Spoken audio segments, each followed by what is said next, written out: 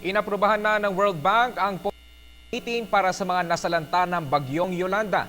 Ayon kay World Bank President Jim Yong Kim, $500 milyong na emergency loan ang ibibigay sa bansa. Katumbas ito na mahigit 21 bilyong piso na gagamitin para sa rehabilitasyon ng mga nawasak na lugar. Hangad naman ng World Bank na muling makabangon ang Pilipinas sa kabila ng dilubyong idinulot ng bagyong Yolanda.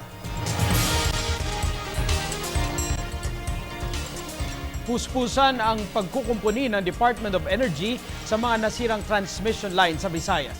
Ayon kay Energy Secretary Jericho Pitilla, target ng ahensya na maibalik ang supply ng kuryente bago magpasko. Bagamat aminado ang opisyal na matatagalan ang kanilang operasyon, nagpadala na ng mga gensets ang ahensya para pansamantalang mailawan ang ilang bahay at establishmento. Nais din ng DOE na magtayo ng mga streetlights sa ilang daan, partikular na sa mga apektadong lugar.